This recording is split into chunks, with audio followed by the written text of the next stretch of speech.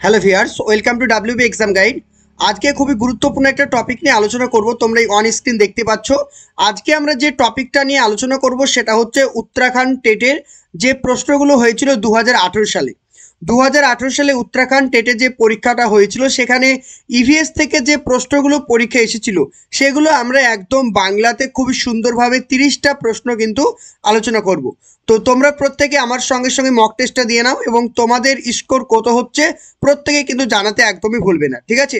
তো প্রত্যেকে চেষ্টা করো আমার সঙ্গে সঙ্গে। প্রত্যেকটা প্রশ্ন কিন্তু তোমাদের পরীক্ষার জন্য ভেরি ভেরি ইম্পর্টেন্ট, প্রত্যেকটা প্রশ্ন। ওকে, প্রত্যেকে গুড ইভিনিং। চলো, তো যারা নতুন অবশ্যই সাবস্ক্রাইব করে রাখো চ্যানেলটা, আর যারা রেগুলার ক্লাস করো তারা তো অবশ্যই চ্যানেলটিকে লাইক করে দাও। ওকে, বন্ধুদের সঙ্গে শেয়ার করে দিও। ওকে, চলো। ওকে, দেখো ফার্স্ট কোশ্চেন প্রত্যেকে দেখো, ভালো করে লক্ষ্য করো। প্রথম কোশ্চেন কি বলছে দেখো। প্রত্যেকটা কোশ্চেন কিন্তু ভেরি ভেরি ইম্পর্টেন্ট। আমরা প্রত্যেকটা জিনিসই কিন্তু ভালো করে আলোচনা করব যাতে তোমাদের প্রত্যেকটা জিনিসই কিন্তু ক্লিয়ার হয়ে যায়, ঠিক আছে? দেখো,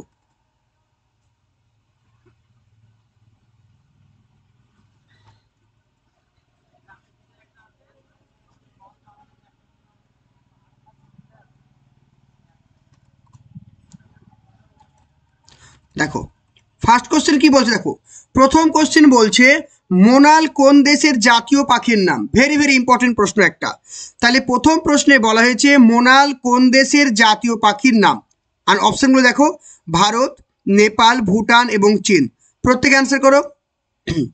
এক নম্বর কোশ্চেন, এক নম্বর কোশ্চেনে কি বলছে দেখো। এক নম্বর কোশ্চেনে বলছে মোনাল কোন দেশের জাতীয় পাখির নাম। প্রত্যেকে অ্যান্সার করো। একদম একদম সঠিক আনসার। এখানে আমাদের সঠিক আনসার কি হবে? Option number B. Option number B হচ্ছে কারেক্ট আনসার। তাহলে মোনাল হচ্ছে নেপালের একটি জাতীয় পাখির নাম, ঠিক আছে?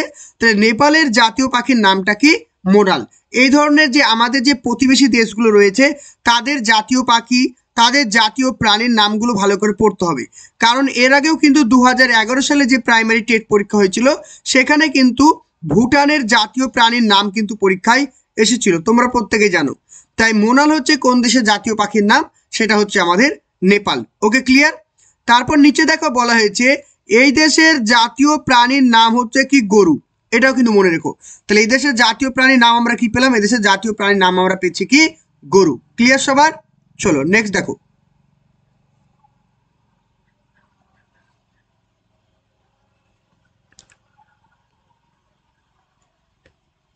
চলো next question.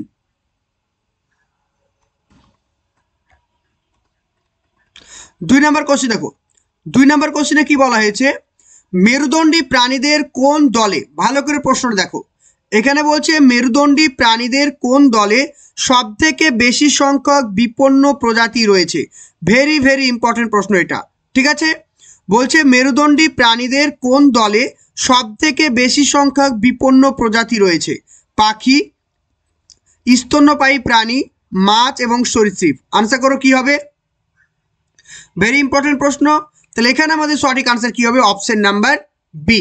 Option number B হচ্ছে correct. Clear? Option number B হচ্ছে এই প্রশ্ন আমাদের কারেক্ট আনসার। ওকে, তাহলে স্তন্যপায়ী প্রাণীদের মধ্যে স্তন্যপায়ী প্রাণী হচ্ছে সব থেকে বেশি পরিমাণে বিপন্ন, অর্থাৎ মেরুদণ্ডী প্রাণীদের মধ্যে স্তন্যপায়ী প্রাণী হচ্ছে সব থেকে বেশি বিপন্ন। ক্লিয়ার সবার? দেখো এখানে কিন্তু কিছু ইম্পর্টেন্ট তথ্য আমি তোমাদেরকে দিয়েছি, সেই ইম্পর্টেন্ট তথ্যগুলো একটু ভালো করে লক্ষ্য করো। কি কি লেখা আছে দেখো। এখানে তোমরা দেখতে পাচ্ছ যে IUCN, কি নাম?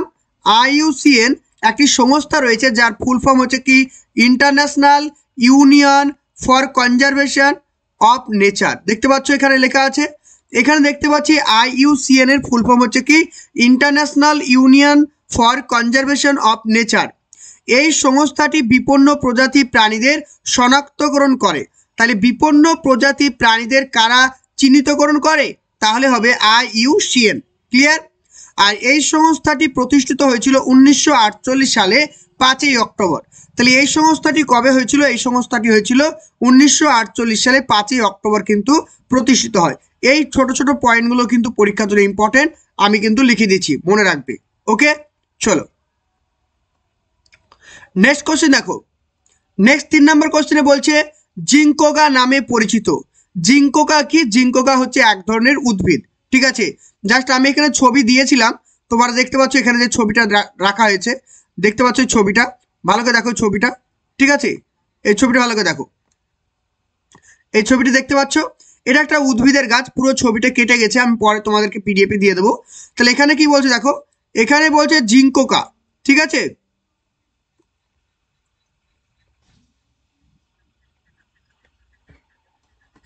দেখো এই জিঙ্কোকা নামে পরিচিত এটি কি? জীবন্ত জীবাশ্ম প্রাণী, পাখি এবং সরীসৃপ। কি হবে অ্যান্সার? বলে ফেলো প্রত্যেকে। তাহলে জিঙ্কোকা কি? জিঙ্কোকা হচ্ছে এক ধরনের জীবন্ত জীবাশ্ম। তাহলে এখানে আমাদের সঠিক আনসার কি পেলাম? অপশন নাম্বার এ। অপশন নাম্বার এ হচ্ছে কারেক্ট। তাহলে জিঙ্কোকা কি? জিঙ্কোকা হচ্ছে জীবন্ত জীবাশ্ম। অপশন নাম্বার এ হচ্ছে এই প্রশ্নের কারেক্ট আনসার। ওকে, তাহলে দেখো, তাহলে এখানে আমরা কি পেলাম? জিঙ্কোকা হচ্ছে এক ধরনের জীবন্ত জীবাশ্ম। ক্লিয়ার? তাহলে জীবন্ত জীবাশ্ম সম্পর্কে দেখো, এই জীবন্ত জীবাশ্ম সম্পর্কে আমি কিছু ইনফরমেশন তোমাদেরকে দিয়েছি। তাহলে এখানে কি হচ্ছে?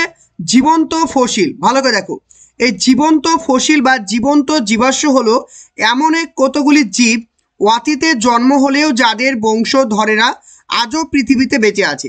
মানে অনেক দিন আগে এগুলো কিন্তু জীবিত ছিল, বা অনেক দিন আগে কিন্তু এদের জন্ম হয়েছে, কিন্তু পৃথিবীতে বছরের পর বছর, বছরের পর বছর কিন্তু এরা বেঁচে আছে। কিন্তু ওদের সময়কালে যারা ছিল তারা কিন্তু আজ পৃথিবী থেকে বিলুপ্ত হয়ে গেছে। তাদেরকে কি বলা হয়? জীবন্ত জীবাশ্ম। যেমন আমি একটা কথা বলি, ধরো আমার দাদু আছে বেঁচে, আমার দাদুর বাবা কিন্তু বেঁচে আছে, কিন্তু আমার দাদুর বাবার যারা বন্ধু ছিল বা আমার দাদুর বাবার যারা সমবয়সী ছিল তারা আজকে সবাই মারা গেছে।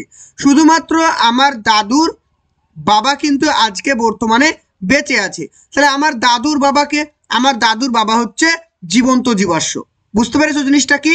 মানে কোনো একটা নির্দিষ্ট সময়ে যে সমস্ত প্রাণী বা যে সমস্ত উদ্ভিদ মানে সৃষ্টি হয়েছিল বা জন্ম নিয়েছিল, তার সমকালীন সমস্ত জীব বা প্রাণী কিন্তু আজ পৃথিবী থেকে বিলুপ্ত, কিন্তু সেই প্রাণীটি বা সেই জীবটি আজও কিন্তু বর্তমানে পৃথিবীতে টিকে রয়েছে বা বেঁচে রয়েছে। তাকে আমরা কি বলবো?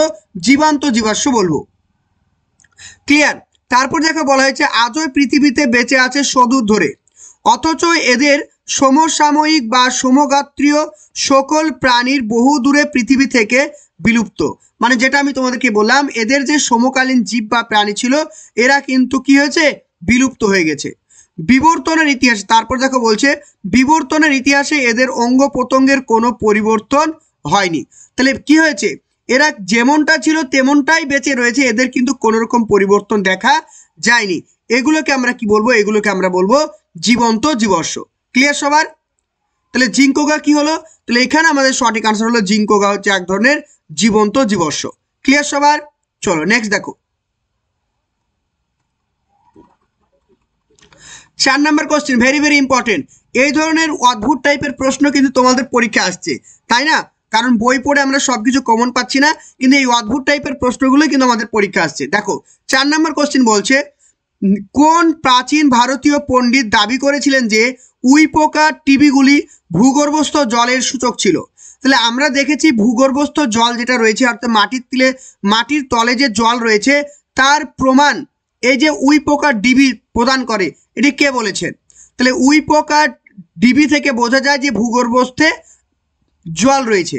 যেমন 2015 সালে একটা পরীক্ষা প্রশ্ন এসেছিল যে মেঘের যে বৃষ্টি হবে সেটা কে জানতে পারে? এসেছিল না পরীক্ষা প্রশ্ন? আমরা জানি যে পিঁপড়ে। ঠিক তেমনি এই প্রশ্নটা ইম্পর্টেন্ট, যে মাটির তলের বা ভূগর্ভস্থ জলের সূচনা কে দিয়ে থাকে? কে দিয়ে থাকে? উইপোকার টিবিগুলো। এই কথাটি প্রথম কে প্রমাণ করেছেন? Option A Canada. এখানে ভুল আছে, এখানে অপশনটা ভুল আছে, ঠিক আছে? এখানে কানাডা হবে না, এখানে হবে কি কনাদ।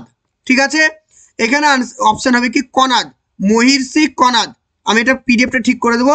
অপশন বি বলছে দেখো গর্গ, অপশন নাম্বার সি বলছে কি বরাহমিহির, আর অপশন নাম্বার ডি বলছে কি ভাস্কর্য। তাহলে এখানে আমাদের সঠিক আনসার কি হবে? Option number C. Option number C হবে correct answer, Varahamihira. Clear? Option number C. তাহলে বরাহমিহির একজন অ্যাস্ট্রোনট ছিলেন। বরাহমিহির কে ছিলেন? বরাহমিহির ছিলেন একজন অ্যাস্ট্রোনট, যিনি দাবি করেছিলেন যে উইপোকার যে ডিবিগুলো রয়েছে সেগুলোর মাধ্যমে কিন্তু ভূগর্ভস্থ জল কিন্তু জানা যায়। অপশন নাম্বার সি হচ্ছে কারেক্ট। ক্লিয়ার? চলো 5 নম্বর কোশ্চেন দেখো। 5 নম্বর কোশ্চেনে বলছে কোন ভারতীয় ধর্মীয় সম্প্রদায় কালো হরিণ সংরক্ষণের ঐতিহ্য রয়েছে? তাহলে ভারতীয় কোন ধর্মীয় সম্প্রদায় কালো হরিণ সংরক্ষণ করত? আর্য সমাজবাদী, অপশন নাম্বার বি বৈষ্ণব, অপশন বিষ্ণুই, অপশন নাম্বার সি কি বলছে দেখো, অপশন সি বলছে কি বিষ্ণুই, অপশন নাম্বার সি বলছে বৈষ্ণব, আর অপশন নাম্বার ডি বলছে কি শৈব। ঠিক আছে, তাহলে এখানে আমাদের সঠিক আনসার কি হবে বলে ফেলো প্রত্যেকে একদম। তাহলে এখানে আমাদের সঠিক আনসার কি পেলাম? অপশন নাম্বার বি বৈষ্ণব। ক্লিয়ার, অপশন নাম্বার বি হবে কারেক্ট। তাহলে বৈষ্ণবরা কিন্তু কালো হরিণ কিন্তু সংরক্ষণ করে রাখতো। দেখো বৈষ্ণব প্রজাতি বা বৈষ্ণব সম্প্রদায় আমরা পেয়ে থাকি কোথায়? রাজস্থানে। তো রাজস্থানে কিন্তু বৈষ্ণব সম্প্রদায় থাকে। আর এছাড়াও আমরা জানি যে রাজস্থানে যে থর মরুভূমি রয়েছে সেখানে কিন্তু কৃষ্ণসার হরিণ বা কালো হরিণ কিন্তু আমরা দেখতে পাই। তো বৈষ্ণবরা যেহেতু থর মরুভূমির আশেপাশে অঞ্চলে থাকে বা রাজস্থানে থাকে, তারাই কিন্তু এই কালো হরিণকে সংরক্ষণ করত। তারা মানতো যে পরিবেশ সংরক্ষণ করা হচ্ছে আমাদের দায়িত্ব। তাই এখানে আমাদের সঠিক answer option number B. Clear, চলো 6 নম্বর কোশ্চেন আনসার করো। 6 নম্বর কোশ্চেন বলছে জম্মু কাশ্মীরে পশমিনা শালের ব্যবসা কোন বন্য প্রাণীর ব্যাপক ক্ষতি ঘটায়? Very very important. দেখো এখানে প্রাণীটি ভালো করে দেখো। এখানে যে তোমরা প্রাণীটি দেখতে পাচ্ছ একটা শিংওয়ালা প্রাণী রয়েছে, এটা ঠিক ছাগলের মতো একটা প্রাণী। ঠিক আছে, তো এখানে প্রশ্ন বলছে জম্মু কাশ্মীরের পশমিনা শালের ব্যবসা কোন বন্য প্রাণীর ব্যাপক ক্ষতি ঘটায়? অপশন নাম্বার এ কস্তুরী হরিণ, চিরু, খরগোশ এবং বাকিং ডিয়ার। তাহলে এখানে আমাদের সঠিক আনসার কি হবে? Option number B Chiru. ঠিক আছে, মনে রাখবে কি চিরু। এই চিরু এই প্রাণীটির নাম কি? এই প্রাণীটির নাম হচ্ছে চিরু। ঠিক আছে, আর এই প্রাণীর যে পশম রয়েছে সেখান থেকেই কিন্তু এই পশমিনা শাল কিন্তু তৈরি করা হয়। এটা খুবই একটা সূক্ষ্ম মানের, মানে কি বলবো, তোমার ভালো ভিআইপি একটা ড্রেস তৈরি করা হয় এই শাল থেকে, পশমিনা শাল। বোঝা গেল? আর এর কারণে কিন্তু চিরু নামক যে প্রাণীটি রয়েছে সেটা কিন্তু ব্যাপকভাবে ক্ষতিগ্রস্ত হয়েছে। অপশন নাম্বার বি হচ্ছে কারেক্ট। এই ধরনের প্রশ্নগুলো কোনো বইয়ে কিন্তু তোমরা খুঁজে পাবে না। এই প্রশ্নগুলো কিন্তু প্রিভিয়াস ইয়ারে আসা প্রশ্ন, তাই আমি তোমাদেরকে প্র্যাকটিস করাচ্ছি। ঠিক আছে, আমাদের রেগুলার যে পেড ব্যাচের স্টুডেন্ট তাদেরকে রেগুলার করানো হবে, তো এগুলো কিন্তু তোমরা প্র্যাকটিস করবে। চলো 7 নম্বর কোশ্চেন দেখো। 7 নম্বর কোশ্চেন বলছে কোনটি আন্টার্কটিকায় উদ্ভিদের একটি উদাহরণ? কোনটি আন্টার্কটিকার উদ্ভিদের একটি উদাহরণ? অপশন এ দেখো ঝোপঝাড় বা শ্রাব বলা হয়, অপশন নাম্বার বি বলছে শ্যাওলা, অপশন সি বলছে ঘাস, অপশন নাম্বার ডি বলছে লাইকেন। তাহলে আন্টার্কটিকায় উদ্ভিদের একটি উদাহরণ কি হবে? Option number D. Option number D হচ্ছে কারেক্ট আনসার লাইকেন। তাহলে লাইকেন হচ্ছে আন্টার্কটিকা উদ্ভিদের একটি উদাহরণ। ওকে, তাহলে অপশন নাম্বার ডি হচ্ছে এই প্রশ্নের কারেক্ট আনসার। ভালো করে মনে রাখো, অপশন ডি। অপশন ডি হচ্ছে সঠিক আনসার। Clear, lichen. দেখো লাইকেন সম্পর্কে আমরা বেশ কিছু গুরুত্বপূর্ণ ইনফরমেশন জানবো। কি বলছে দেখো, লাইকেন তৈরি হয় শ্যাওলা ও ছত্রাকের সংমিশ্রণে। তাহলে লাইকেন তৈরি হচ্ছে কিসের ফলে? লাইকেন তৈরি হচ্ছে শ্যাওলা ও ছত্রাকের সংমিশ্রণে। লাইকেন বায়ু দূষকের ইন্ডিকেটর হিসেবে কাজ করে। ভেরি ভেরি ইম্পর্টেন্ট এই প্রশ্নটা। ঠিক আছে, তাহলে লাইকেন কি? লাইকেন হচ্ছে বায়ু দূষণের একটি ইন্ডিকেটর হিসেবে কাজ করে। কোন বায়ু? বায়ুতে যদি সালফার ডাই অক্সাইডের পরিমাণ, ভালো করে দেখো, বায়ুতে যদি সালফার ডাই অক্সাইডের পরিমাণ যদি বৃদ্ধি পায় তাহলে কিন্তু লাইকেনের মাধ্যমে কিন্তু বুঝতে পারি। তাহলে বায়ুতে কোন গ্যাসের প্রাধান্য নির্দেশ করে লাইকেন? সেটা হচ্ছে কি সালফার ডাই অক্সাইড। তাহলে বায়ুতে যদি সালফার ডাই অক্সাইডের পরিমাণটা বেড়ে যায় তাহলে আমরা কিন্তু লাইকেনের মাধ্যমে জানতে পারি। ক্লিয়ার সবার? চলো 8 নম্বর কোশ্চেন আনসার করো। 8 নম্বর বলছে নিচের কোনটি ভারতের একটি স্থানীয় প্রজাতি বা ইন্ডেমিক স্পেসিস? তাহলে ইন্ডেমিক স্পেসিস মানে বুঝতে পারছো, যেগুলো স্থানীয়, মানে যেগুলো শুধুমাত্র আমাদের ভারতেই পাওয়া যায়। তাহলে নিচের কোনটি ভারতের একটি স্থানীয় প্রজাতি বা ইন্ডেমিক স্পেসিস? তাহলে আনসার দেখো, এশিয়ান হাতি, মানে এশিয়াটিক মানে এলিফ্যান্ট, যেটা আমাদের বলি এশিয়ান হাতি। অপশন নাম্বার বি বলছে lion tailed macaque, option number C তিমি, অপশন নাম্বার ডি বলছে পান্ডা। তাহলে কি হবে আনসার? এখানে যে ছবিটা দেখতে পাচ্ছ দেখো, এটা হচ্ছে একটা বান্দরের ছবি। বান্দরটাকে কি বলা হয়? লায়ন টেল ম্যাকক বলা হয়। কারণ দেখতে পাচ্ছ লায়নের মতো দেখো এর কেশর আছে, দেখতে পাচ্ছ এই লায়নের মতো কিন্তু এর কিন্তু কেশর রয়েছে। এর নাম হচ্ছে কি লায়ন টেল ম্যাকক। আর এটি হচ্ছে ভারতের একটি ইন্ডেমিক বা স্থানীয় প্রজাতি। অপশন নাম্বার বি হচ্ছে correct. Clear, option number B. চলো এবার আমরা কিছু গুরুত্বপূর্ণ ইনফরমেশন বা ডেটা কিন্তু জেনে নেব। দেখো কি কি জানার বাকি রয়েছে আমাদের। দেখো ভালো করে লক্ষ্য করো, তাহলে জিনিসটা বুঝতে পারবে। প্রত্যেকটা জিনিস ইম্পর্টেন্ট। এখানে কি বলছে দেখো, এন্ডেমিক প্রজাতি। কি বলছে দেখো, এন্ডেমিক প্রজাতি মানে এমন এক প্রজাতি যা শুধুমাত্র একটি নির্দিষ্ট স্থানেই পাওয়া যায়। ঠিক আছে, তাহলে এন্ডেমিক প্রজাতি বলতে কি বোঝায়? এন্ডেমিক প্রজাতি বলতে বোঝাচ্ছে এমন এক ধরনের প্রাণী বা এমন এক ধরনের উদ্ভিদ যেগুলো শুধুমাত্র কোনো একটা নির্দিষ্ট স্থানেই পাওয়া যায়, অন্য কোনো জায়গাতে পাওয়া যায় না। যেমন বলছে লায়ন টেল ম্যাকক ভারতের স্থানীয় প্রজাতি, তাহলে শুধুমাত্র লায়ন টেল ম্যাকক শুধুমাত্র কিন্তু আমাদের ভারতেই দেখা যায়। আরও সুনির্দিষ্টভাবে বলতে গেলে তারা দক্ষিণ ভারতের পশ্চিম ঘাটের স্থানীয় প্রজাতি, অর্থাৎ আমাদের যে দক্ষিণ ভারত রয়েছে সেই দক্ষিণ ভারতে কিন্তু পাওয়া যায়। কোনটি? A lion tell macaque. আর এছাড়াও কি বলছে দেখো, এগুলি গ্রীষ্মমণ্ডলীয় আর্দ্র চিরহরিত অরণ্যে দেখা যায়। তাহলে এগুলি কোথায় দেখা যায়? এগুলি কিন্তু আমাদের চিরহরিত অরণ্যে দেখা যায়। এবার অনেকে কিন্তু এশিয়াটিক হাতি আমরা আনসার করে থাকি। দেখো এশিয়াটিক হাতি কিন্তু শ্রীলঙ্কা সুমাত্রাতেও পাওয়া যায়। তাহলে এশিয়াটিক হাতি শুধুমাত্র আমাদের ভারত নয়, শ্রীলঙ্কা এবং সুমাত্রাতেও পাওয়া যায়, সুতরাং তারা ভারতের একটি স্থানীয় প্রজাতি নয়। এশিয়াটিক হাতি ভারত ও উপমহাদেশের বৃহত্তম স্তন্যপায়ী প্রাণী। তাহলে ভারতবর্ষের বা আমাদের যে এশিয়া মহাদেশ রয়েছে সেখানকার সব থেকে বৃহত্তম আমাদের স্থলভূমিতে সব থেকে বড় প্রাণীর নাম হচ্ছে কি? এশিয়াটিক হাতি। ক্লিয়ার সবার? এই পর্যন্ত সবার ক্লিয়ার হয়েছে? চলো নেক্সট কোশ্চেন দেখো। 9 নম্বর কোশ্চেন দেখো প্রত্যেকে। 9 নম্বর কোশ্চেন বলছে স্ট্র্যাটোস্ফিয়ারে ওজোন স্তরে ঘনত্ব পরিমাপ করা হয়। তাহলে স্ট্র্যাটোস্ফিয়ারের ওজোন স্তরে ঘনত্ব পরিমাপ করা হয় সেন্টিমিটার, ডবসন ইউনিট, ডেসিবেল এবং এনটিইউ। তাহলে এই প্রশ্নের সঠিক আনসার কী হবে? Option number B, Dobson. তাহলে এই প্রশ্নের সঠিক আনসার কী পেলাম আমরা? ডবসন পেলাম সঠিক answer. Clear? Option number B হচ্ছে কারেক্ট। চলো দেখো এবার আমরা কিছু ইম্পর্টেন্ট তথ্য এখানে আমরা জেনে নিব। বলছে দেখো ওজোন স্তর স্ট্র্যাটোস্ফিয়ারের 16 থেকে 25 কিলোমিটারের মধ্যে দেখা যায়। কোথায় দেখা যায়? 16 থেকে 25 কিলোমিটারের মধ্যে দেখা যায়। আবার কি বলছে দেখো, এই ওজোন স্ফিয়ারের ইউভি রশ্মি বিকিরণের বিরুদ্ধে ঢাল হিসাবে কাজ করে। আমরা দেখলাম যে এই ওজোন স্ফিয়ারের কাজ কি? এই ওজোন স্ফিয়ারের কাজ হচ্ছে সূর্য থেকে যে আগত ইউভি রশ্মি রয়েছে সেটাকে কিন্তু প্রোটেক্ট করে, অর্থাৎ আমাদের পৃথিবীতে আসতে বাধা দেয়। ওজোন গর্ত, যেটাকে বলা হয় ওজোন হল নামক ওজোন স্তরে ঘনত্বের হ্রাস। আমরা দেখেছি অনেক সময় আমাদের যে গ্রিনহাউস গ্যাসগুলি রয়েছে তার কারণে কিন্তু এই ওজোন স্তরের যে লেয়ার সেটা কিন্তু ক্ষতিগ্রস্ত হচ্ছে। এটাকে আমরা কি বলি? ওজোন গর্ত বলি। আর এই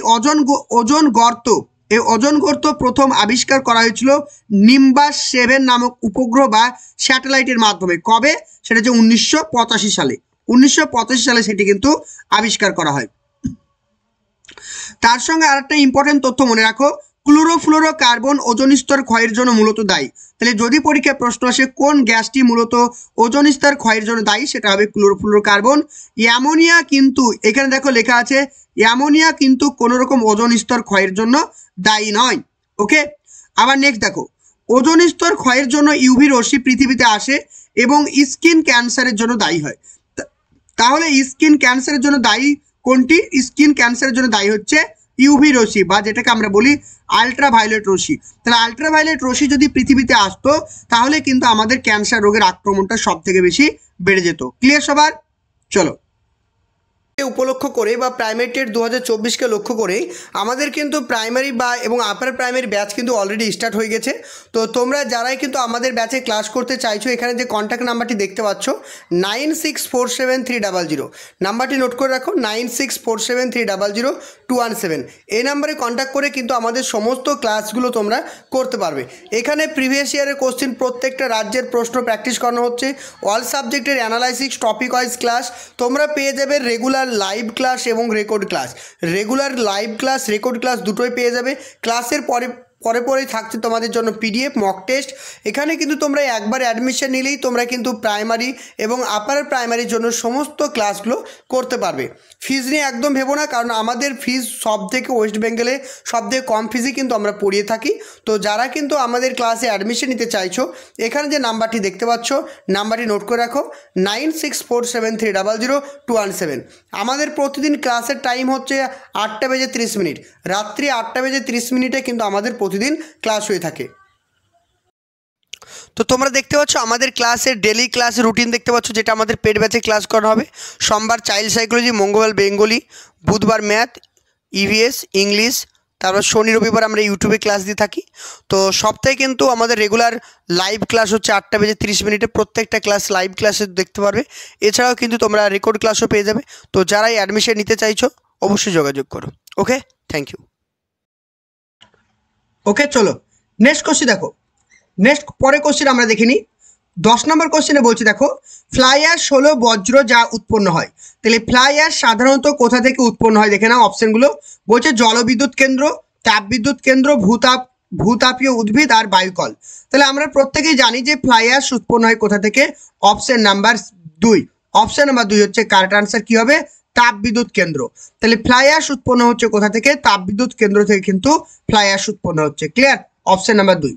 নেক্সট 11 নম্বর কোশ্চিন, পরিবেশ শিক্ষা কেন্দ্র এখানে অবস্থিত, অর্থাৎ পরিবেশ শিক্ষা কেন্দ্র কোথায় অবস্থিত? প্রশ্নটা বলতে চেয়েছে যে পরিবেশ শিক্ষা কেন্দ্র কোথায় অবস্থিত। Option number A New Delhi, option 2 Dehradun, Ahmedabad, Hyderabad. তাহলে এই প্রশ্নের সঠিক আনসার কি হবে? Option number 3 Dehradun, Ahmedabad. ঠিক আছে, তাহলে আহমেদাবাদে কিন্তু রয়েছে কি পরিবেশ শিক্ষা কেন্দ্র। তাহলে ভারতের পরিবেশ শিক্ষা কেন্দ্র, যেটাকে বলা হয় এনভায়রনমেন্ট এডুকেশন সেন্টার, কোথায় অবস্থিত? সেটা হবে কি আহমেদাবাদে। তাহলে আহমেদাবাদে কিন্তু রয়েছে, গুজরাটের আহমেদাবাদে রয়েছে কি ভারতের পরিবেশ শিক্ষা কেন্দ্র। এই সংস্থাটি প্রতিষ্ঠিত হয়েছিল কবে? 1948 সালে। 1948 সালে কিন্তু এই সংস্থাটি কি হয়েছিল? প্রতিষ্ঠিত হয়েছিল। 1948 সালে ভারতের পরিবেশ শিক্ষা কেন্দ্রটি প্রতিষ্ঠিত হয়। ক্লিয়ার সবার? চলো নেক্সট দেখো। 12 নম্বর কোশ্চেন আনসার করো প্রত্যেকে। দেখো 12 নম্বর কোশ্চেন। 12 নম্বর কোশ্চেন বলছে, নিচের কোনটি পরিবেশ বিদ্যার শিক্ষার মূল উদ্দেশ্য নয়? নিচের কোনটি পরিবেশ বিদ্যা শিক্ষার মূল উদ্দেশ্য নয়? কি হবে আনসার দেখে নাও। শারীরিক এবং সামাজিক পরিবেশের প্রতি সংবেদনশীলতা বিকাশ করা, অবশ্যই কারেক্ট। তাহলে শারীরিক বা সামাজিক পরিবেশের প্রতি সংবেদনশীলতা হতে হবে। বা হয়তো ভৌতিক, যেটা বলছে শারীরিক মানে কি ভৌতিক, ভৌতিক বা সামাজিক পরিবেশের প্রতি সংবেদনশীল হওয়া। অপশন নাম্বার 2 বলছে বিভিন্ন মৌলিক বৈজ্ঞানিক নীতি ধারণাগুলি মুখস্থ করা। অপশন নাম্বার সি পরিবেশ গবেষণা করার সুযোগ প্রদান করা। অপশন নাম্বার ডি পর্যবেক্ষণ, পরিমাপ, ভবিষ্যৎবাণী এবং শ্রেণী বিভাগের মতো দক্ষতা বিকাশ সাধন করা। তাহলে কি হবে আনসার? এখানে 9 যেহেতু বলেছে, তাই এখানে আমাদের সঠিক আনসার অপশন নাম্বার 2, বিভিন্ন পরিবেশ, বিভিন্ন মৌলিক বৈজ্ঞানিক নীতিগুলো মুখস্থ করা। আমরা প্রত্যেকেই জানি আধুনিক শিক্ষা ব্যবস্থায় কিন্তু মুখস্থ করার উপরে কিন্তু কোনো গুরুত্ব দেওয়া হয়নি। তাহলে আধুনিক যে শিশু কেন্দ্রিক শিক্ষা ব্যবস্থায় মুখস্থ বিদ্যাকে কিন্তু ইগনোর করা হয়েছে। তাই এই প্রশ্নের সঠিক আনসার অপশন নাম্বার 2। ক্লিয়ার? চলো নেক্সট 13 নম্বর কোশ্চেন দেখো। 13 নম্বর কোশ্চেন বলছে, পরিবেশ সম্পর্কে কোন বক্তব্যটি ভুল? বুঝতে পেরেছো? পরিবেশ সম্পর্কে কোন বক্তব্যটি ভুল? কি বলছে দেখো, পরিবেশ হলো ভৌত উপাদানের একটি গ্রুপ। পরিবেশ হচ্ছে একটি ভৌত উপাদানের একটি গ্রুপ। অপশন নাম্বার 2 বলছে পরিবেশ সমন্বয় স্থিতিশীল থাকে, মানে পরিবেশ সবসময় স্থিতিশীল, মানে পরিবেশ সবসময় একই রকম থাকে, কখনো পরিবর্তন হয় না। পরিবেশ কখনো পরিবর্তন হয় না, সবসময় স্থির। অপশন নাম্বার 3 বলছে পরিবেশের মধ্যে রয়েছে আঞ্চলিক বৈচিত্র্য, যেটাকে বলা হয় জোনাল ডাইভার্সিটি। আঞ্চলিক বৈচিত্র্য মানে কি, ধরো আমার বাড়ি মুর্শিদাবাদ, আমার মুর্শিদাবাদের পরিবেশ একরকম, তোমার বাড়ি মালদা, মালদার পরিবেশ একরকম, তোমার বাড়ি জলপাইগুড়ি, তোমার পরিবেশ একরকম। তাহলে এগুলো কি? এগুলো হচ্ছে এক একটা আঞ্চলিক বৈচিত্র্য অবশ্যই রয়েছে। অপশন নাম্বার 4 বলছে পরিবেশ নিয়ন্ত্রণ ও অটোট্রপ বা স্বভোজী ভিত্তিক। বোঝা গেল? তাহলে আমাদের যে পরিবেশ সেটা কি কন্ট্রোল করা যায় এবং সেটা কিন্তু স্বভোজী, এটাও কিন্তু কারেক্ট। তাহলে এখানে আমাদের সঠিক আনসার কি হবে? Option number 2। অপশন নাম্বার 2 হচ্ছে কারেক্ট। বোঝা গেল? অপশন নাম্বার 2 হচ্ছে এই প্রশ্ন আমাদের কারেক্ট। ওকে, অপশন 2। চলো নেক্সট দেখো। 14 নম্বর কোশ্চেন আনসার করো। পরিবেশ শিক্ষার জন্য কোন আন্তর্জাতিক সংস্থা গড়ে উঠেছে? তাহলে পরিবেশ শিক্ষার জন্য কোন আন্তর্জাতিক সংস্থাটি গড়ে উঠেছে? ইউএনইপি, অপশন নাম্বার বি বলছে ইউএনডিপি, অপশন নাম্বার বি এটা অপশন সি হবে, ঠিক আছে, এটা অপশন সি হবে IEEE, অপশন নাম্বার ডি বলছে ইউনেস্কো। এখানে কিন্তু অপশনগুলো ভুল আছে, ঠিক আছে, তোমরা একটু কারেকশন করে নিও। এটা হচ্ছে অপশন এ হচ্ছে কি ইউএনইপি, অপশন নাম্বার বি হচ্ছে ইউএনডিপি, আর option number C, option number এটা ধরো অপশন নাম্বার সি, ঠিক আছে। এটা কিন্তু একটু কারেকশন করে নিও, কারণ এগুলো একটু ভুল আছে, আমি কারেকশন করে দেবো পিডিএফ অবশ্যই তোমাদেরকে, তবু আমি দেখে দিই, দাঁড়াও।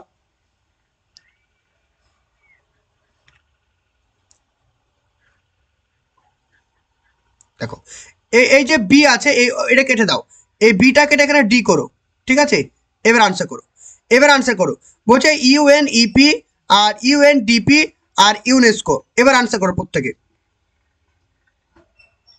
ওকে, ক্লিয়ার? চলো এবার দেখো, তাহলে এবার কি হবে আনসার? এখানে আমাদের সঠিক আনসার কি হবে? অপশন নাম্বার কি? Option number D. Option number D হচ্ছে কারেক্ট, ঠিক আছে। IEEE, ইফ হবে কি আমাদের সঠিক আনসার। তাহলে পরিবেশ শিক্ষার জন্য কোন আন্তর্জাতিক সংস্থাটি গড়ে উঠেছে? সেটা হবে ইফ। ইফের ফুল ফর্ম কি? The international environmental education programme. ভালো করে ফুল ফর্মটা দেখো, ফুল ফর্মে কিন্তু একটু এলোমেলো করে দিতে পারে। ফুল ফর্মটা কি? দ্য ইন্টারন্যাশনাল এনভায়রনমেন্টাল হবে, কিন্তু দ্য ইন্টারন্যাশনাল এনভায়রনমেন্ট না, কি হবে? দ্য ইন্টারন্যাশনাল এনভায়রনমেন্টাল এডুকেশনাল হবে না, এডুকেশন হবে। The international environmental education programme, যেটাকে বলা হয় IEP। এটা প্রতিষ্ঠিত হয়েছে কবে? 1975 সালে কিন্তু এটি প্রতিষ্ঠিত হয়। ক্লিয়ার সবার? চলো নেক্সট দেখো। চলো 15 নম্বর কোশ্চেন আনসার করো। 15 নম্বর কোশ্চেন বলছে প্লাস্টিক পুনঃব্যবহার, মানে প্লাস্টিককে যখন আমরা রিসাইকেল করব তখন সব থেকে কোন বিষাক্ত উপজাতটি উৎপন্ন হবে? অ্যামোনিয়া, ক্যাডমিয়াম, বেরিয়াম এবং ডাইঅক্সিন। এই সমস্ত প্রশ্নই কিন্তু আমাদের পরীক্ষা আসবে। বাজার চলতি বইয়ে কিন্তু এরকম প্রশ্ন তোমরা পাবে না, ঠিক আছে। তো প্লাস্টিক পুনঃব্যবহার করার জন্য সব থেকে যেটা বেশি ইম্পর্টেন্ট সেটা হচ্ছে কি আমাদের সঠিক আনসার হবে option number D. Option number D হবে কি কারেক্ট আনসার কি? ডাইঅক্সিন। ক্লিয়ার? তাহলে এখানে আমাদের সঠিক আনসার কি পেলাম? ডাইঅক্সিন। তো তোমাদেরকে ক্লাসের মধ্যে আর একটা আমি ইনফরমেশন দিয়ে রাখি, আমাদের কিন্তু তোমরা জানো আমাদের কিন্তু পেড ব্যাচের ক্লাস চলছে। তো আমাদের কিন্তু পেড ব্যাচের ক্লাস চলছে, তোমরা যারা অ্যাডমিশন নিতে চাইছো, ঠিক আছে, তো তোমরা যারা অ্যাডমিশন নিতে চাইছো তোমরা চাইলে যোগাযোগ করতে পারো, আমাদের ক্লাসে অ্যাডমিশন নিতে পারো। অ্যাডমিশনের জন্য নাম্বারটি নোট করে রাখো 964730, ঠিক আছে, 217। নাম্বারটা নোট করো 9647300217। এই নাম্বারটিতে আমাকে হোয়াটসঅ্যাপ করতে পারো বা ফোন করতে পারো, তাহলে আমাদের ক্লাস সম্পর্কে পুরো ডিটেলস ইনফরমেশন পেয়ে যাবে। এখানে রেগুলার তোমাদের লাইভ ক্লাস হচ্ছে, রেকর্ড ক্লাস পেয়ে যাবে, PDF পেয়ে যাবে, আর এমনকি তোমাদের EVS নিয়ে যে সমস্যাটা, আমি প্রত্যেকটা রাজ্যের তোমাদের টেটে যে আসা প্রশ্নগুলো রয়েছে সেগুলো প্র্যাকটিস করে দেবো, যাতে কোনো রকম প্রবলেম তোমাদের না হয়। আর আমি প্রত্যেকটা জিনিসই তোমাদের কনসেপ্ট ক্লিয়ার করে পড়াবো, যাতে প্রত্যেকটা জিনিস পরীক্ষায় তোমরা কমন পাও। ওকে, তাহলে যারা কিন্তু অ্যাডমিশন নিতে চাইছো পুরো ডিটেলস ক্লাসের জন্য এই নাম্বারটিতে কন্ট্যাক্ট করো 9647300217। ওকে, চলো 16 নম্বর কোশ্চেন দেখো। 16 নম্বর কোশ্চেন বলছে 1983 সালে কর্ণাটকে চিপকো আন্দোলনের মতো কোন আন্দোলন হয়েছিল? তাহলে 1983 সালে কর্ণাটকে একটি আন্দোলন হয়েছিল যেটি চিপকো আন্দোলনের মতো। সেই আন্দোলনটির নাম কি? আপিক্য আন্দোলন, আম্মা আন্দোলন, পান্ডুরং আন্দোলন আর ওয়াবি আন্দোলন। তাহলে এখানে আমাদের সঠিক আনসার কি হবে? অপশন নাম্বার এ, আপিক্য আন্দোলন। ক্লিয়ার? অপশন নাম্বার এ হচ্ছে কারেক্ট। ক্লিয়ার সবার? দেখো এবার একটু প্রত্যেকটা আন্দোলন সম্পর্কে দেখে নিই। এখানে কি বলছে দেখো, চিপকো আন্দোলন। তাহলে চিপকো আন্দোলন ছিল কি? গাছ রক্ষার জন্য একটি বিখ্যাত আন্দোলন। তাহলে চিপকো আন্দোলন কি ছিল? চিপকো আন্দোলন ছিল একটি গাছকে সংরক্ষণ করার জন্য একটি গুরুত্বপূর্ণ আন্দোলন। 1973 সালে উত্তরাখণ্ডে শুরু হয়েছিল এই আন্দোলনটি, তখন উত্তরপ্রদেশের একটি অংশ ছিল। যখন 1973 সাল ছিল তখন কিন্তু উত্তরাখণ্ড বলে কিছু ছিল না, তখন কিন্তু উত্তরপ্রদেশ ছিল, কারণ উত্তরপ্রদেশকে ভেঙে কিন্তু উত্তরাখণ্ড গঠিত হয়। তাহলে যদি পরীক্ষায় প্রশ্ন আসে উত্তরপ্রদেশ, তাহলে উত্তরপ্রদেশ আনসার করবে, না হলে কিন্তু উত্তরাখণ্ড। বোঝা গেল? তারপর দেখো এই আন্দোলনের সঠিক দিক নির্দেশনা দিয়েছিলেন কে? সুন্দরলাল বহুগুণা। তাহলে এই আন্দোলনের প্রধান নেতার নাম কি ছিল? সুন্দরলাল বহুগুণা ছিল এই আন্দোলনের প্রধান নেতা। ঠিক আছে, এই আন্দোলনের আওতায় কেউ গাছ কাটতে এলে মানুষ গাছগুলোকে জড়িয়ে ধরতো, মানে মানুষ গাছগুলোকে এইভাবে জড়িয়ে ধরতো, অর্থাৎ তারা গাছ কাটতে দেবে না। তারপরে কি বলছে দেখো, আপিক্য আন্দোলন চিপকো আন্দোলনের মতো একটি আন্দোলন যেটি 1983 সালে সেপ্টেম্বর মাসে যুবক মণ্ডলী দ্বারা কিন্তু এই আন্দোলনটি করা হয়েছিল।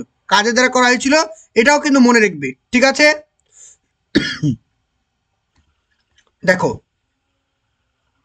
তাহলে এখানে আমরা কি জানলাম কাদের দ্বারা হয়েছিল? এখানে আমরা দেখলাম কি যুবক, এই যে যুবক মণ্ডলী বলে একটা সংস্থা রয়েছে, এদের দ্বারা কিন্তু এই আন্দোলনটি করা হয়েছিল। তাহলে এই পয়েন্টগুলো কিন্তু ভালো করে মনে রাখবে। ঠিক আছে, very very important.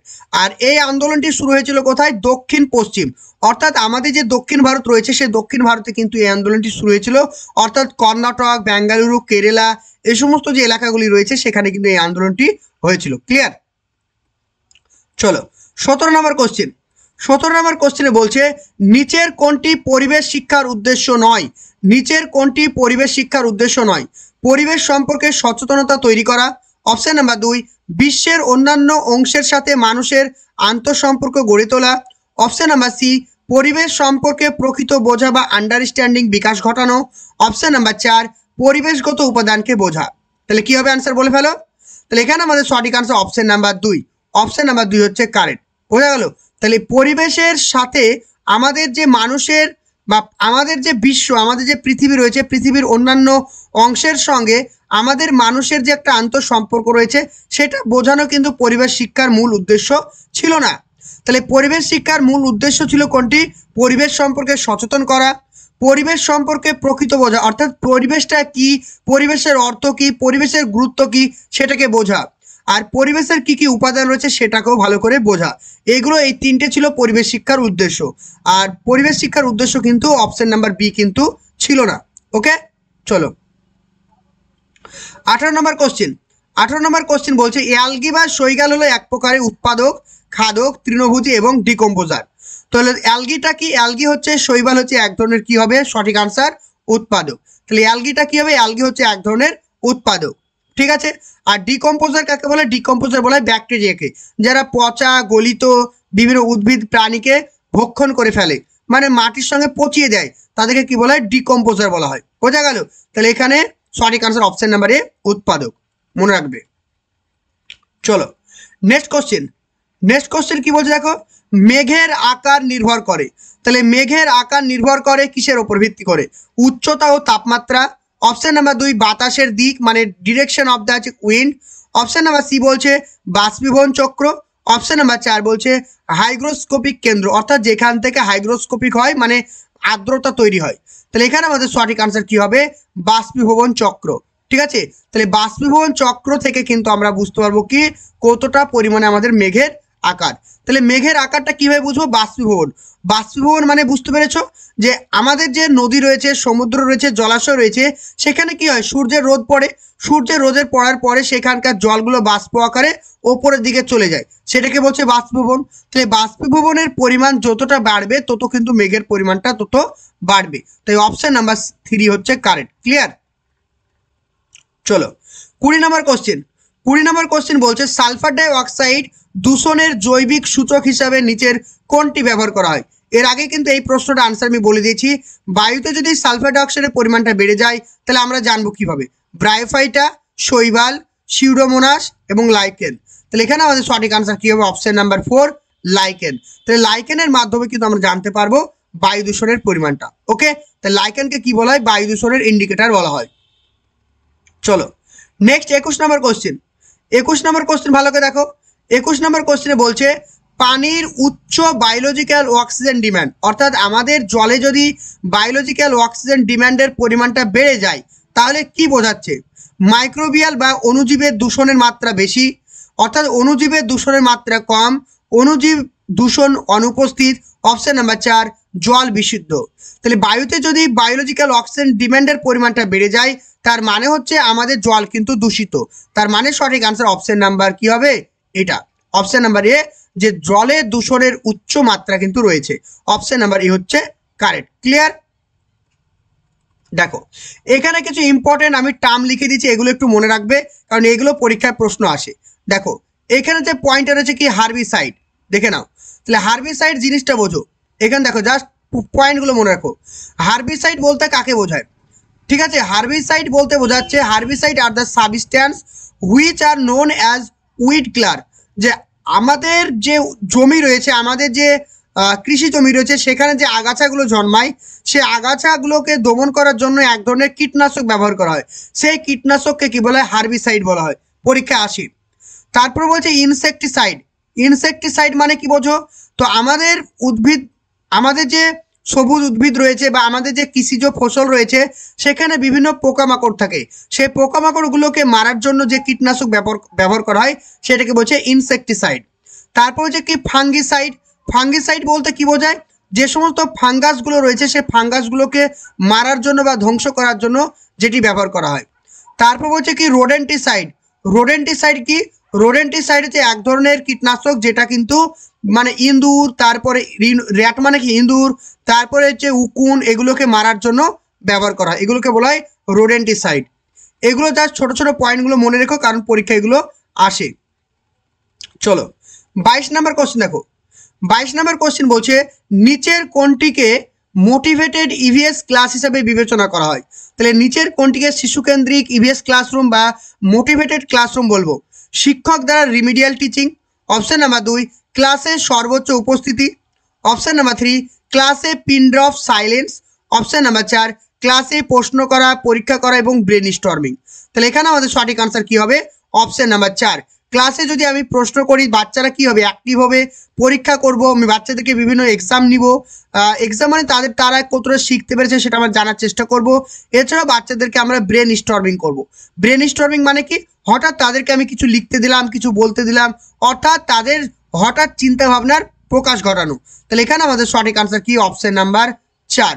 Option number 4 হচ্ছে এই প্রশ্নের কারেক্ট আনসার। ক্লিয়ার? অপশন 4। চলো নেক্সট 23 নম্বর কোশ্চেন।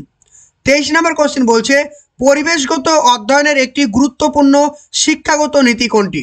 তাহলে পরিবেশগত অধ্যয়নের একটি গুরুত্বপূর্ণ শিক্ষাগত নীতি হলো পরিবেশ সম্পর্কিত বইয়ের সর্বোচ্চ ব্যবহার। তাহলে আমাদের যে পরিবেশ সম্পর্কিত বইগুলো রয়েছে সেগুলো বেশি বেশি পরিমাণে ব্যবহার করতে হবে। শিক্ষার সম্পদ হিসাবে পরিবেশকে ব্যবহার করা। অপশন নাম্বার 3 শিক্ষার্থীদের সর্বাধিক হোমওয়ার্ক দেওয়া। অপশন নাম্বার 4 বলছে ওপরের সবগুলি। তাহলে এখানে আমাদের সঠিক আনসার কি হবে বলে ফেলো। তাহলে পরিবেশগত অধ্যয়নের একটি গুরুত্বপূর্ণ নীতি কি?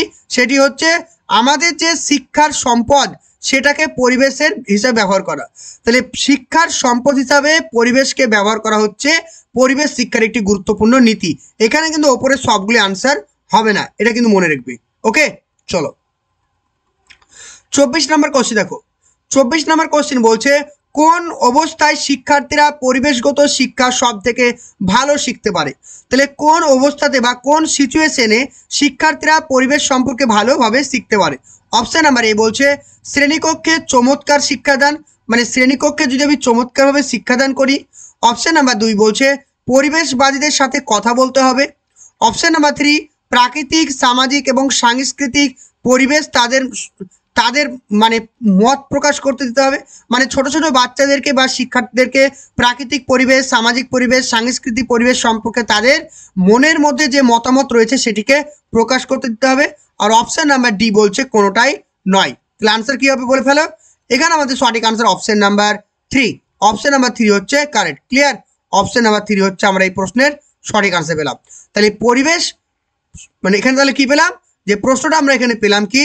এখানে আমরা পেলাম যে পরিবেশ শিক্ষার্থীরা কোন অবস্থায় ভালো শিখতে পারবে? যখন আমি তাদেরকে প্রাকৃতিক পরিবেশ, সামাজিক পরিবেশ, সাংস্কৃতিক পরিবেশ সম্পর্কে তাদেরকে মত প্রকাশ করতে বলবো, তখন কিন্তু তারা কিন্তু পরিবেশ সম্পর্কে ভালো শিখতে পারবে। ক্লিয়ার? তো আরেকটা ইনফরমেশন তোমাদেরকে আমি বলে রাখি যে আমাদের কিন্তু পেড ব্যাচের ক্লাস স্টার্ট হয়েছে। তো তোমরা যারা আমাদের পেড ব্যাচে রেগুলার ক্লাস করতে চাইছো, সেখানে লাইভ ক্লাস, রেকর্ডিং ক্লাস সমস্ত কিছু করানো হয়। তো তার জন্য তোমাদেরকে এই নাম্বারটিতে কন্ট্যাক্ট করতে হবে 9647300217। ঠিক আছে, নাম্বারটি নোট করো 9647300217। এই নাম্বারে কন্ট্যাক্ট করলে তোমরা কিন্তু সমস্ত ইনফরমেশন কিন্তু পেয়ে যাবে, আমাদের কিভাবে ক্লাস হয়, কোথায় ক্লাস হয়, কবে ক্লাস হয়, কতদিন ক্লাস হয়, সমস্ত ইনফরমেশন তোমরা পেয়ে যাবে। ওকে, চলো নেক্সট দেখো।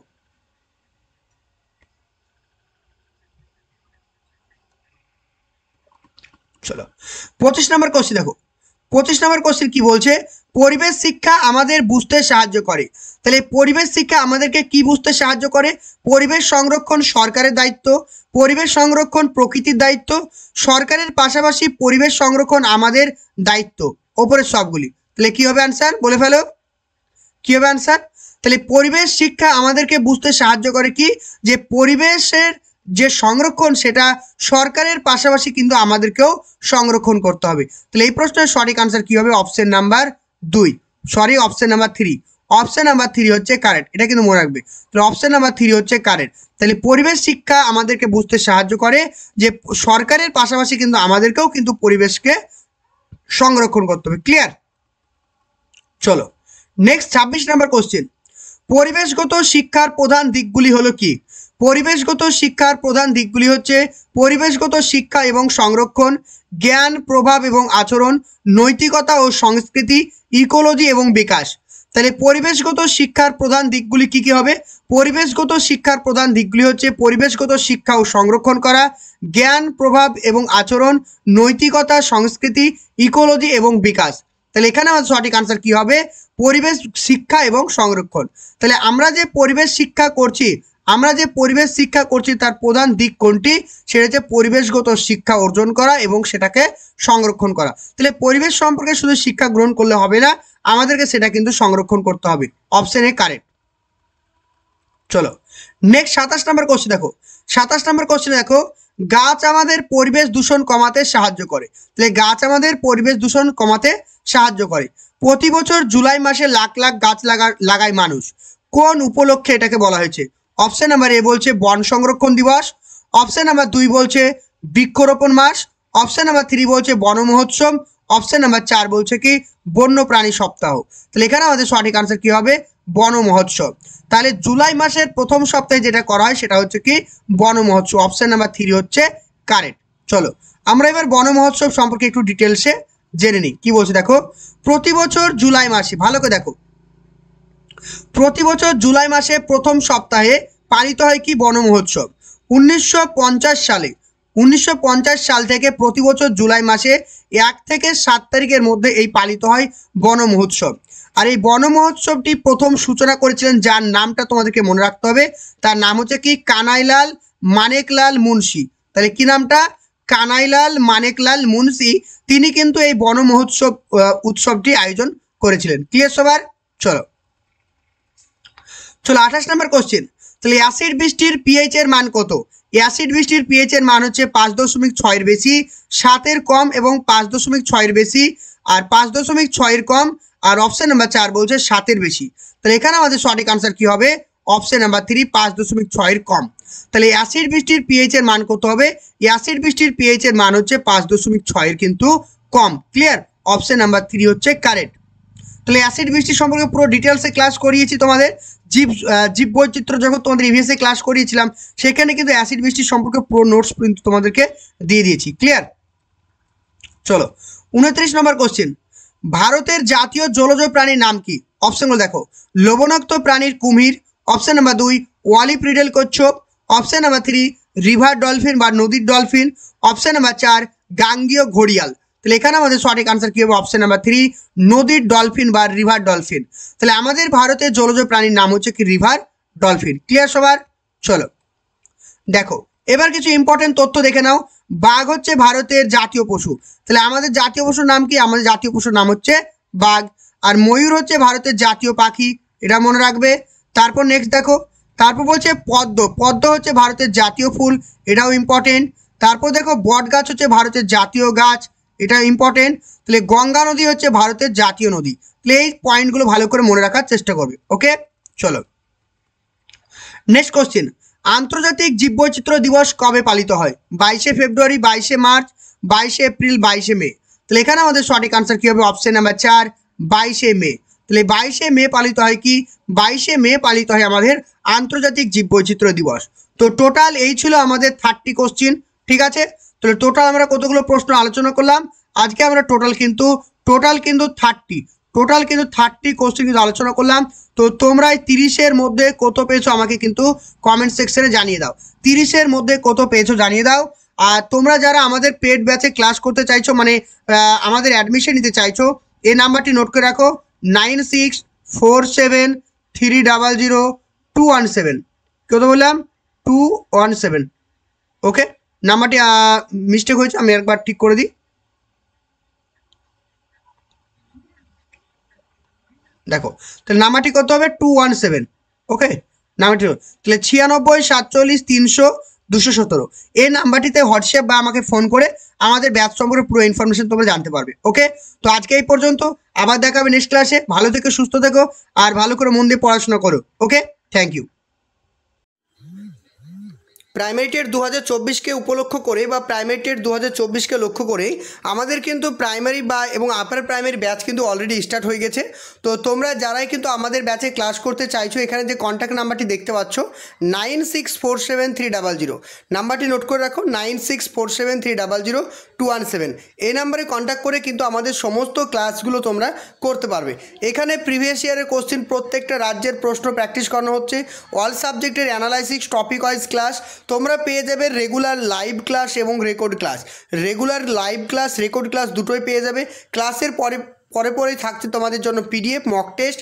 এখানে কিন্তু তোমরা একবার অ্যাডমিশন নিলেই তোমরা কিন্তু প্রাইমারি এবং আপার প্রাইমারির জন্য সমস্ত ক্লাসগুলো করতে পারবে। ফিজ নিয়ে একদম ভেবো না, কারণ আমাদের ফিজ সব থেকে ওয়েস্ট বেঙ্গলে সবথেকে কম ফিজই কিন্তু আমরা পড়িয়ে থাকি। তো যারা কিন্তু আমাদের ক্লাসে অ্যাডমিশন নিতে চাইছো, এখানে যে নাম্বারটি দেখতে পাচ্ছ, নাম্বারটি নোট করে রাখো, 9647300217। আমাদের প্রতিদিন ক্লাসের টাইম হচ্ছে 8:30, রাত্রি 8:30 কিন্তু আমাদের প্রতিদিন ক্লাস হয়ে থাকে।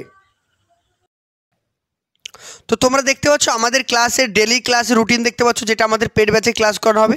সোমবার চাইল্ড সাইকোলজি, মঙ্গলবার বেঙ্গলি, বুধবার ম্যাথ, ইভিএস, ইংলিশ, তারপর শনি রবিবার আমরা ইউটিউবে ক্লাস দিয়ে থাকি। তো সপ্তাহে কিন্তু আমাদের রেগুলার লাইভ ক্লাস হচ্ছে 8:30, প্রত্যেকটা ক্লাস লাইভ ক্লাসে দেখতে পারবে। এছাড়াও কিন্তু তোমরা রেকর্ড ক্লাসও পেয়ে যাবে। তো যারাই অ্যাডমিশন নিতে চাইছো অবশ্যই যোগাযোগ করো। ওকে, থ্যাংক ইউ।